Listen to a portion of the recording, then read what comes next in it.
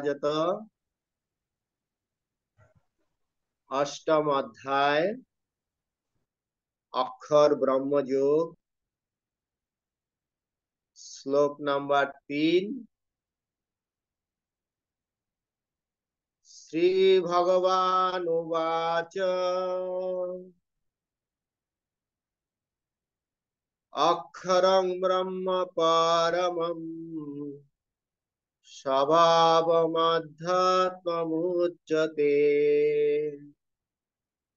ভূত ভাবোদ্ভবকর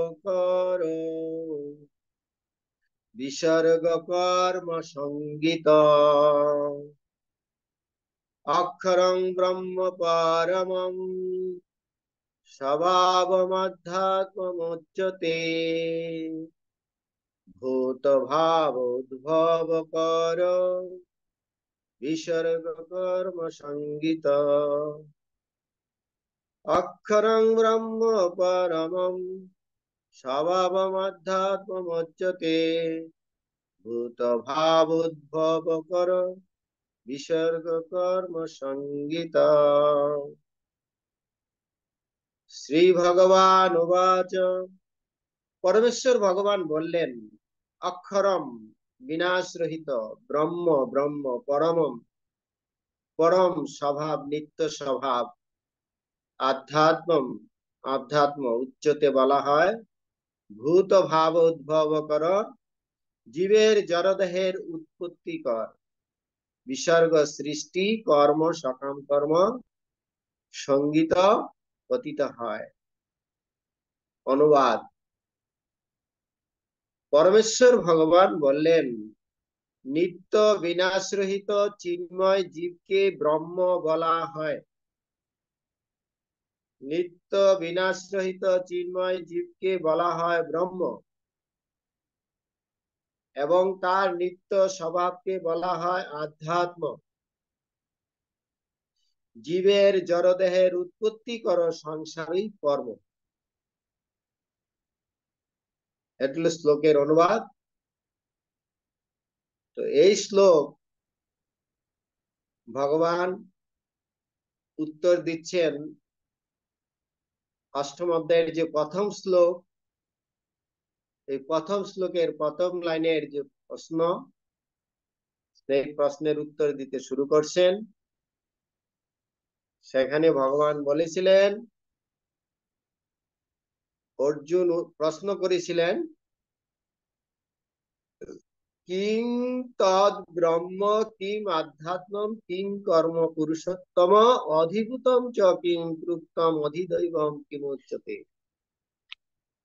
এখানে উত্তর দান শুরু করছেন ভগবান এই শ্লোকে। প্রভুপাদ কৃত প্রাঞ্জল তাৎপর্য, ব্রহ্ম অবিনশ্বর, নিত্য, শাশ্বত এবং সর্বদা অপরিবর্তনীয় অপরিবর্তনীয়। কিন্তু এই ব্রহ্মেরও অতীত হচ্ছেন পরম ব্রহ্ম, পরব্রহ্ম। ব্রহ্ম বলতে জীবকে বোঝায় এবং পরব্রহ্ম বলতে পরমেশ্বর ভগবানকে বোঝায়। জীবের স্বরূপ তার জড়জগতের স্থিতি থেকে ভিন্ন। জীবের স্বরূপ তার জড়জগতের স্থিতি থেকে ভিন্ন।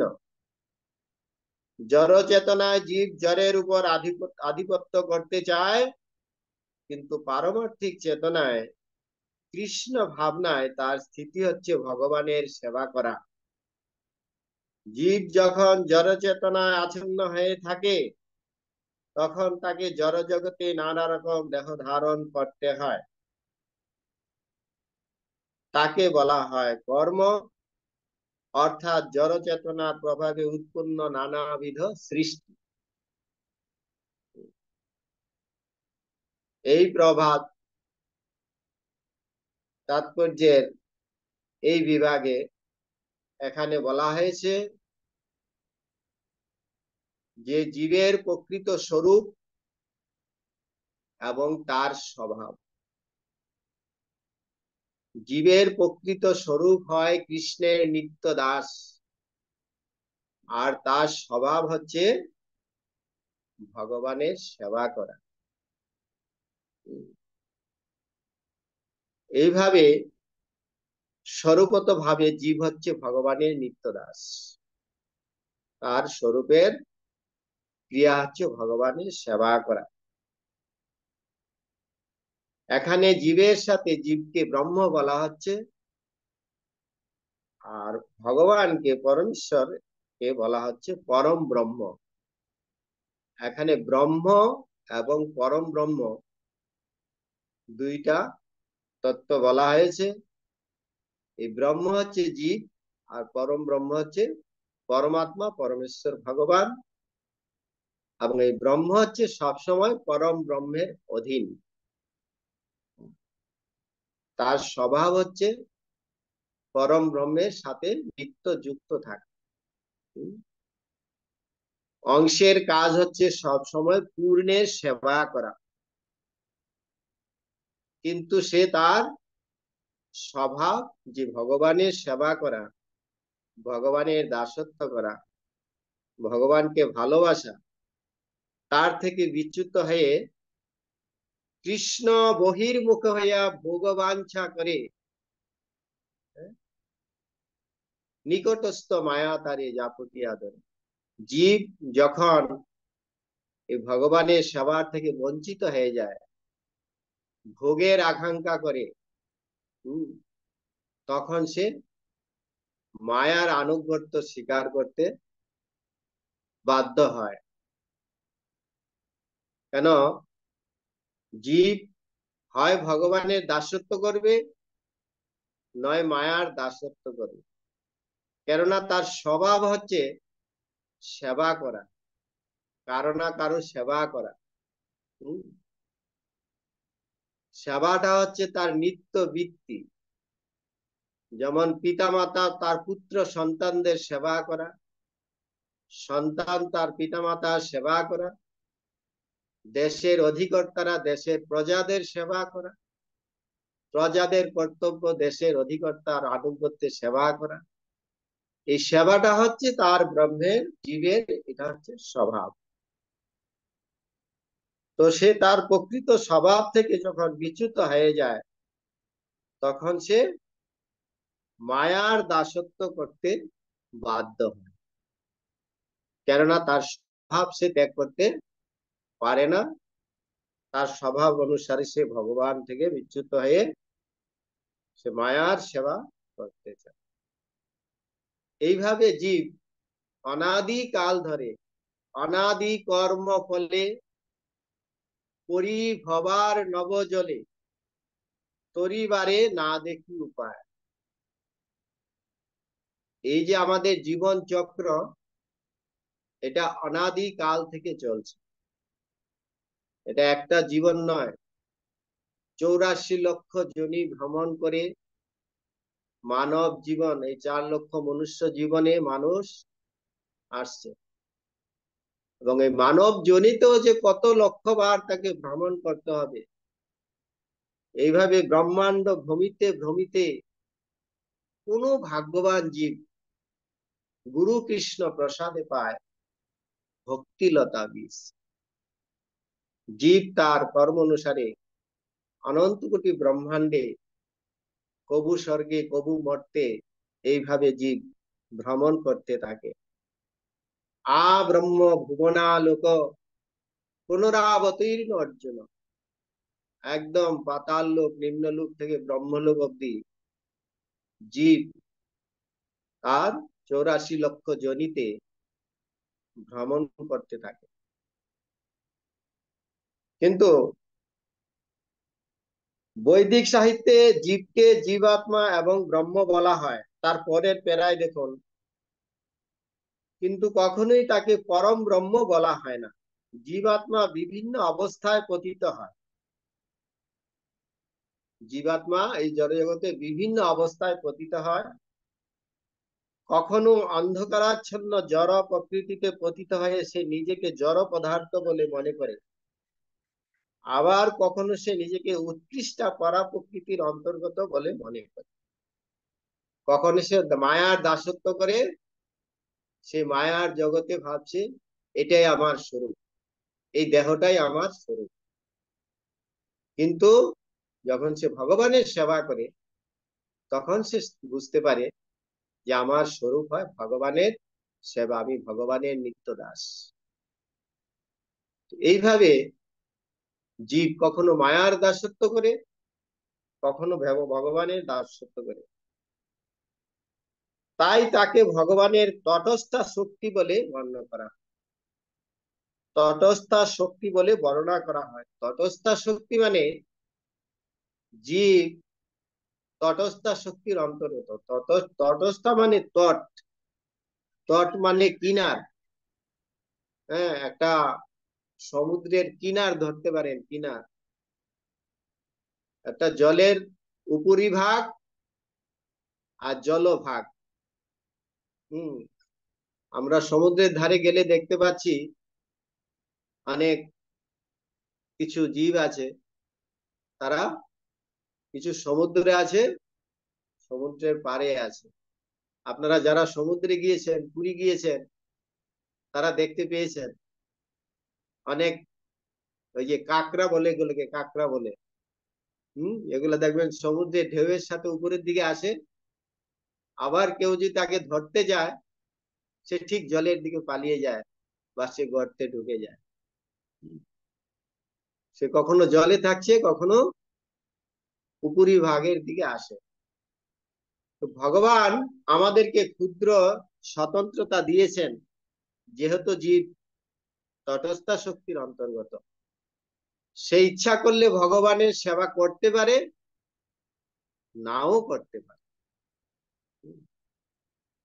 এটা হচ্ছে জীবের স্বভাব। তাই অপরা ও পরা প্রকৃতিতে তার স্থিতি অনুসারে সে পঞ্চভৌতিক জড়দেহ অথবা চিন্ময় দেহ প্রাপ্ত হয়। কখনো সেই পঞ্চভৌতিক দেহ প্রাপ্ত হয়, স্থিতি অব তেজ মরুদ্ভূম পঞ্চভৌতিক দেহ। আর কখনো সে তার প্রকৃত স্বরূপ দেহ প্রাপ্ত হয়ে ভগবত ধাম প্রাপ্ত হয়, ভগবানের নিত্য সেবায় যুক্ত হয়। সে জরা প্রকৃতিতে যখন থাকে 84 লক্ষ বিভিন্ন দেহে সে কোনো একটি দেহ প্রাপ্ত হয়। জীব 84 লক্ষতে 84 লক্ষ জনিতে ভ্রমণ করছে, নানা জনি ভ্রমণ করে, কদর্য ভক্ষণ করে তার জন্ম অধপাতে যায়। জীব কি করে? নানা জনি, তার কর্ম অনুসারে, স্বভাব অনুসারে সে নানা জনি ভ্রমণ করে, 84 লক্ষ জীবন ভ্রমণ করে, কদর্য ভক্ষণ করে তার জীব জন্ম অধপাতে যায়। কদর্য ভক্ষণ করে মানে কখনো সে সাত্বিক আহার গ্রহণ করে, কখনো সে রাজসিক আহার গ্রহণ করে, কখনো সে তামসিক আহার গ্রহণ করে, কখনো সে পশুর শ্রেণীতে থাকে, পশু পশু যেরকম তার খাদ্য হিসাবে তার খাদ্য গ্রহণ করে। মানুষও তখন তার স্বভাব অনুসারে, তার সুকৃতি অনুসারে কখনো সাত্বিক আহার গ্রহণ করে, কখনো তামসিক আহার গ্রহণ করে। কেননা তার স্বভাব স্বাধীনতা, ক্ষুদ্র স্বাধীনতা রয়ে গেছে, সেই স্বাধীনতা অনুসারে তার ব্যবহার করে। কিন্তু জীব যখন বুঝতে পারে জীব কৃষ্ণ নিত্য দাস, হ্যাঁ, সে যে ভগবানের নিত্য দাস, ভগবানের সেবা করা, এটা যখন সে বুঝতে পারে তখন সে তার স্বভাব অনুসারে ভগবানের সেবায় সে ভগবানের সান্নিধ্যে ভগবানের সেবা করতে থাকে।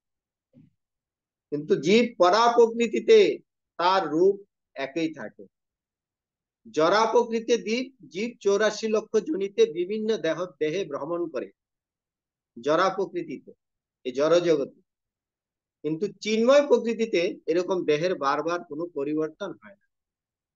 সেখানে চিন্ময় দেহ ভগবানের সাথে সে নিত্য একটি দেহ লাভ করে, যেই দেহের কোনো জন্ম মৃত্যু জরা বিধি নাই, চিন্ময় দেহ। চির যৌবনাঞ্চ, চির সে একটি যৌবন দেহ লাভ করে। এই জগতে যেরকম আমরা জন্ম মৃত্যু জরা ব্যাধি, জন্ম হচ্ছে, বালক হচ্ছে, বার্ধক্য আসছে, মৃত্যুবরণ করছে, কিন্তু কিন্তু চিন্ময় জগতে এই দেহের এরকম কোনো পরিবর্তন হয় না। সে নিত্য ভগবানের পার্শ্বদত্ত লাভ করে। জরা প্রকৃতিতে তার কর্ম অনুসারে মানুষ বিভিন্ন দেহ লাভ করে, কখনো দেবতার শরীর, কখনো পশুর শরীর, কখনো পাখি, বিভিন্ন রকম দেহ প্রাপ্ত হয়। স্বর্গলোকে নানা রকম সুখ স্বাচ্ছন্দ্য ভোগ করার জন্য সে কখনো কখনো যাগ যজ্ঞের অনুষ্ঠান করে, কিন্তু তার এই পুণ্য ফলগুলি, পুণ্য কর্ম ফলগুলি যখন শেষ হয়ে যায়, তখন সে এই পৃথিবীতে পতিত হয়ে আবার মনুষ্য দেহ ধারণ করে। এই জরা প্রকৃতিকে বলা হয়, জরা প্রক্রিয়াকে বলা হয় কর্ম। জীব যখন এই জগতে কষ্ট ভোগ করে, তখন ভাবে যে আমি আমার পাপ কর্মের ফলে আমি বিভিন্ন কষ্ট ভোগ করছি। সে অনেক সময় বুঝতে পারে, ও, এর থেকে উন্নত স্বর্গলোক আছে, পূর্ণ লোক আছে, তাহলে স্বর্গে গেলে আমি আরো বেশি ভোগ করতে পারবো। এই যে ভোগের ইচ্ছা, বাসনা, এই জগতের বাসনায় সে কি করে, সে ঊর্ধ্বলোকে যেতে ইচ্ছা করে। কেন? শাস্ত্রের মাধ্যমে বা বিভিন্ন সাধুগুরু বৈষ্ণবের মাধ্যমে সে জানতে পারে যে ঊর্ধ্বলোক আরো উন্নত লোক, স্বর্গলোক। তো মানুষ এই জন্য পুণ্য কর্ম করে, পুণ্য কর্ম করে কি করে সে কি কোথায় যায়? স্বর্গলোকে যায়। কিন্তু সেই স্বর্গলোক হচ্ছে অনিত্য লোক। এই জগতে যেরকম আমাদের 100 বছর আয়ু, স্বর্গলোক তাদের সেরকম, তাদের অনুপাতে সেরকম 100 বছর আয়ু। সেখানেও জন্ম মৃত্যু জরা ব্যাধির প্রভাব আছে। সেটাকেও মৃত্যু লোক বলা হয়। এই জগৎ থেকে আব্রহ্ম ভুবনালোক পুনরাবতীর্ণ অর্জুন, একদম স্বর্গ মর্ত পাতাল থেকে শুরু করে ব্রহ্মলোক অব্দি সবাকেই তার দেহের পরিবর্তন করতে হয়। এমনকি আমাদের সৃষ্টিকর্তা ব্রহ্মা, তাকেও দেহ পরিবর্তন করতে হবে। এখন ব্রহ্মার আয়ু হচ্ছে 50 বছর, তার অর্ধেক সময় চলে গেছে, আর 50 বছর পরে ব্রহ্মাকেও তার দেহের পরিবর্তন করতে হবে। তো যারা বুদ্ধিমান, তারা বারবার এই দেহ পরিবর্তন করতে চায় না। তারা ভগবত ধামে যাওয়ার জন্য, নিত্য দেহ পাওয়ার জন্য ভগবানের সেবা করে। ছান্দোগ্য উপনিষদে বৈদিক যাগযজ্ঞের পদ্ধতি বর্ণনা করা হয়েছে। যারা এই যাগযজ্ঞ করে, বিভিন্ন যজ্ঞের কথা বলা হয়েছে। তারা যজ্ঞবেদীতে 5 রকমের, অগ্নিকুণ্ডে 5 রকমের অর্ঘ্য প্রদান করা হয়। পঞ্চবিধ অগ্নিকুণ্ডে বিভিন্ন স্বর্গলোক, মেঘ, পৃথিবী, নর নারী রূপে ধারণা করা হয়। এবং পঞ্চবিধ যাজ্ঞিক অর্ঘ্যগুলি হচ্ছে বিশ্বাস, চন্দ্রলোকের ভুক্তা, বৃষ্টি, শস্য, বীর্য। এইভাবে জীব বিভিন্ন যজ্ঞ অনুষ্ঠান করার মাধ্যমে ক্রমে ক্রমে জীবাত্মা বিভিন্ন স্বর্গলোকে গমন করতে পারে। এই যে যাগযজ্ঞের কথা বলা হয়েছে, কৃষ্ণ ভক্তি ব্যতি রেখে বিভিন্ন যাগযজ্ঞ, এই যাগযজ্ঞের মাধ্যমে কি হচ্ছে, সে বিভিন্ন স্বর্গলোক গমন করতে পারে। তারপর সেই যজ্ঞের ফল, অর্জিত পুণ্যকর্ম ফল যখন শেষ হয়ে যায়, তখন সে বৃষ্টির মাধ্যমে এই পৃথিবীতে পতিত হয়। যে আত্মা স্বর্গলোকে যায়, তার দেহ যখন ক্ষয় হয়ে যায়, সেই আত্মা আবার কি হয়, বৃষ্টির মাধ্যমে এই পৃথিবীতে পতিত হয়। এখানে দেখুন কত সুন্দরভাবে আমাদের এই জড় জগতের জন্ম প্রক্রিয়ার কথা বলা হচ্ছে। আত্মা কিভাবে গতাগতি হচ্ছে, সে বৃষ্টির মাধ্যমে পৃথিবীতে পতিত হয়, পৃথিবীতে পতিত হয়। তারপর সে শস্যকণায় পরিণত হয়। মানুষ সেই শস্য আহার করে এবং তা বীর্যে পরিণত হয়। তারপর সেই বীর্য নারীকে গর্ভবতী করে। এইভাবে জীবাত্মা আবার মনুষ্য দেহ প্রাপ্ত হয়ে যাগযজ্ঞের অনুষ্ঠান পূর্বক একই ক্রিয়ার পুনরাবৃত্তি করে। এটা হচ্ছে জড়জাগতিক অবস্থা। এইভাবে জীব বারবার কবু স্বর্গে কবু মর্তে ঘুরতে থাকে। এইভাবে জীব প্রতিনিয়ত এই জড় জগতে গমনাগমন করতে থাকে। কিন্তু কৃষ্ণ ভাবনাময় ভগবত ভক্ত অবশ্য এই ধরনের যজ্ঞ অনুষ্ঠান পরিহার করেন। যেই ধরনের যজ্ঞ অনুষ্ঠানের মাধ্যমে আমাদের একমাত্র অনিত্য লোকেই লাভ হয়, এসব যাগযজ্ঞ কর্ম ভগবত ভক্ত পরিহার করেন। এখানে যজ্ঞ বই বিষ্ণুর বিধান করা। যজ্ঞার্থাৎ কর্ম অন্যত্র লোকায় কর্মবন্ধন। আমরা যদি যজ্ঞ ভগবানের উদ্দেশ্যে না করি, তাহলে সেই যজ্ঞ আমাদেরকে এই জড় জগতের কর্মবন্ধনে আবদ্ধ করে রাখে। কিন্তু কৃষ্ণ ভাবনাময় ভগবত ভক্ত এই ধরনের যজ্ঞ অনুষ্ঠান পরিহার করেন। তিনি কি করেন? ভক্ত তিনি সরাসরি ভাবে কৃষ্ণ ভাবনাময় ভগবত ভক্তির পন্থা অবলম্বন করেন এবং ভগবানের কাছে ফিরে যাওয়ার প্রস্তুতি নেন। এটা হচ্ছে আমাদের জীবনের উদ্দেশ্য। আমাদের জীবনের উদ্দেশ্য হচ্ছে আমাদের ভগবত ধামে ফিরে যাওয়া, যেখানে গেলে আমাদেরকে এই পুনরাবর্তনশীল এই জড় জগতে বারবার আসতে হবে না। কেননা ভগবত ধাম চিন্ময়। বলা হয়েছে, ন তদ ভাসয়তে সূর্য ন শশাঙ্ক ন পাবক যদ্গত্তা ন নিবর্তন্তে তদ ধাম পরমং মম। ভগবানের ধাম চিন্ময় ধাম। সেখানে কোনো জড়ের স্পর্শ নেই। যদ্গত্তা ন নিবর্তন্তে, যেখানে গেলে আর এই জড় জগতে আমাদেরকে ফিরে আসতে হয় না। তাহলে কে যেতে চায় না এরকম একটা ধামে? আমরা এই জগতে প্রতিনিয়ত যে জন্ম মৃত্যু জরা বিধির কষ্টে কোনো আবর্তিত হচ্ছি, কিন্তু আত্মা তো নিত্য।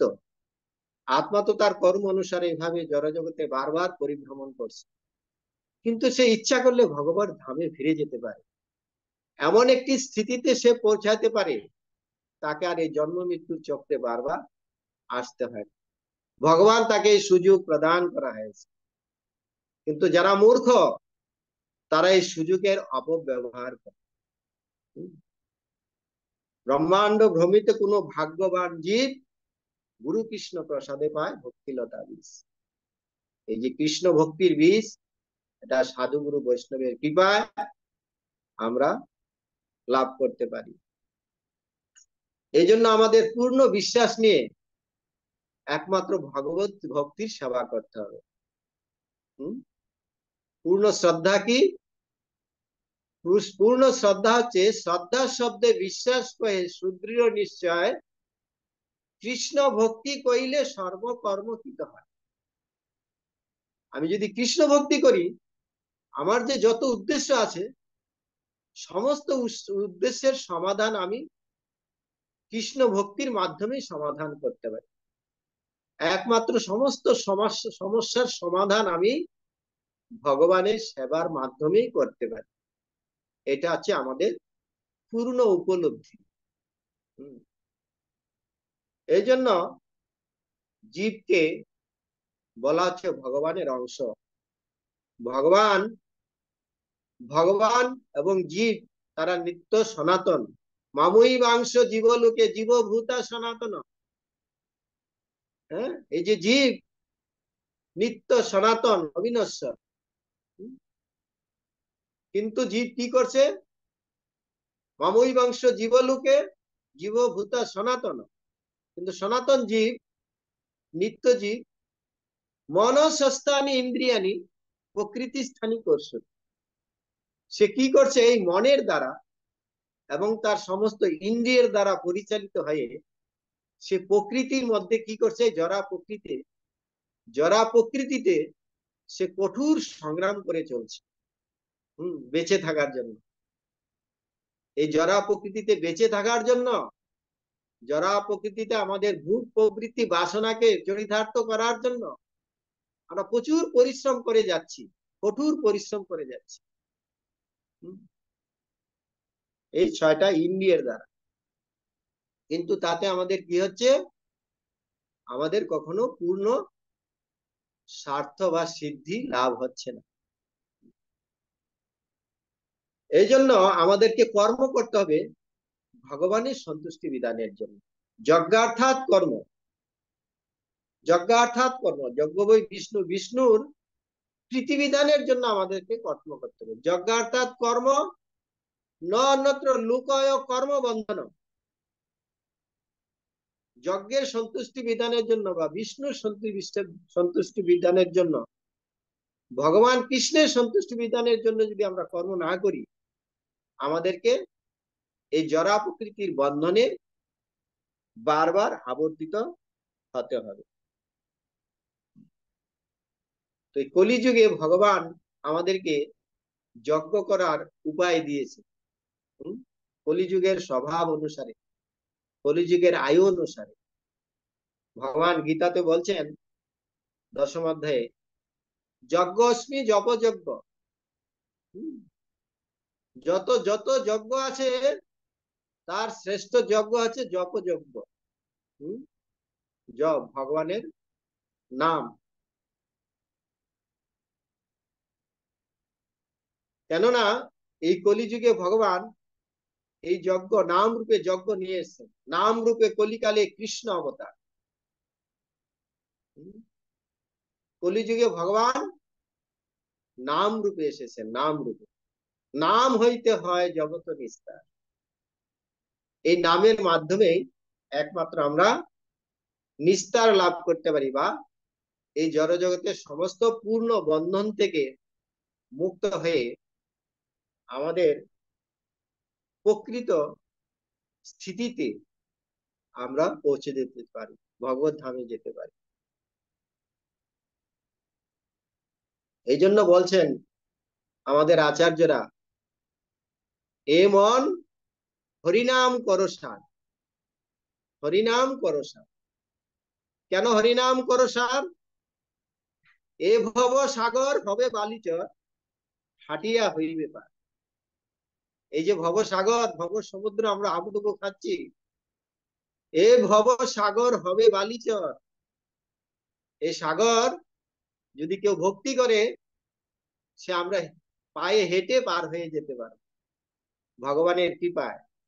ভগবান এই জন্য অত্যন্ত সুযোগ দিয়েছেন এই কলিযুগের জন্য, একমাত্র নাম। বলছে একটা বিশাল উঁচু বিল্ডিং আছে, হ্যাঁ, একটা 10 তলা বিল্ডিং আছে। সেই বিল্ডিং এর সিঁড়ি বেয়ে উঠতে আপনার কত কষ্ট হচ্ছে। কলিযুগের মানুষের কত দুর্বল শরীর, কিন্তু সেই বিল্ডিং এ উঠতে গেলে আপনাকে যদি সিঁড়ি বেয়ে উঠতে হয় 10 তলা বিল্ডিং এ, কত কষ্ট হবে। কিন্তু সেখানে একটা সুযোগ করে দেওয়া হয়েছে, একটা লিফট দেওয়া হয়েছে, লিফট দেওয়া হয়েছে, আবার সিঁড়িও আছে। 2 রকম সুযোগ আছে। আপনি কোন সুযোগটা গ্রহণ করবেন?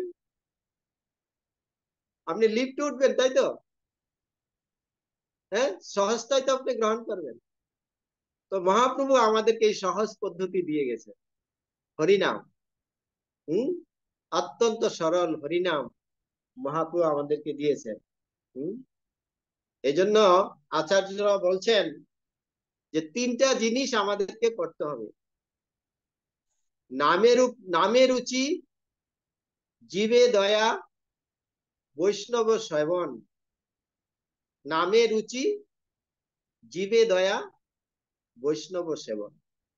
আমাদের নামের প্রতি রুচি বৃদ্ধি করতে হবে, আর জীবের প্রতি দয়া, মানে জীবকে এই ভগবত ভক্তির প্রচার করতে হবে। আমি যেটা জেনে উপকৃত হচ্ছি সেটা আরেকজনের কাছে বিতরণ করতে হবে। এটা হচ্ছে জীবে দয়া। এটা হচ্ছে বৈষ্ণবের স্বভাব। বৈষ্ণব কখনো স্বার্থপর হয় না। সে সব সময় সে যেটা পেয়ে নিজেকে সার্থক মনে করছে, সেটা অন্যের কাছে বিতরণ করতে চায়। হ্যাঁ, জীবে দয়া, নামে রুচি জীবে দয়া, আর বৈষ্ণব সেবন, সাধুগুরু বৈষ্ণবের সেবা। আর সেবাটা হচ্ছে তাদের বাণীর সেবা, প্রভুপাদের সেবা, প্রভুপাদের ইচ্ছাকে পূরণ করা, মহাপ্রভুর ইচ্ছাকে পূরণ করা। মহাপ্রভুর ইচ্ছা কি? পৃথিবীতে আছে যত নগরাদি গ্রাম, সর্বত্র প্রচারিত হইবে মোর নাম। এই ভগবানের নাম সর্বত্র প্রচারিত হইবে। এটা প্রচার কিভাবে হবে? সেটা আমাদের মাধ্যমেই হবে। সেটা ভগবান আমাদেরকে সেই সুযোগ দিয়েছেন, যারে দেখো তারে কহ কৃষ্ণ উপদেশ, যারে দেখো তারে কহ কৃষ্ণ উপদেশ, আমার আজ্ঞায় গুরু হইয়া তার এই দেশ। আমার আজ্ঞায় তোমরা অন্যকেও এই কৃষ্ণ ভক্তির পথে নিয়ে আসো, তাদেরকেও ভগবানের মহিমা প্রচার করার সুযোগ দাও। ভগবান চান না আমরা এই জড় জগতে থাকি, ভক্তরাও চান না এই জড় জগতে জীব কষ্ট পায়। তাদেরকে ভগবত ধামে ফিরে যাওয়ার জন্য তাদেরকে উৎসাহিত করেন। এই জন্য আমরা নিজেরা এই শাস্ত্র অধ্যয়ন করে উৎসাহিত হব এবং অন্যদেরকে আমরা উৎসাহিত করব, এটাই আমাদের একমাত্র উদ্দেশ্য। হরে কৃষ্ণ। 7:10। কিছু সময় আমরা বেশি নিচ্ছি আপনাদের কাছ থেকে, বেশি না, আমাদের 20 মিনিট আলোচনা হয়েছে, আর বাকিটা আমাদের বন্দনা হয়েছে। আশা করি আপনারা সবাই ভালো আছেন, ভালো থাকুন।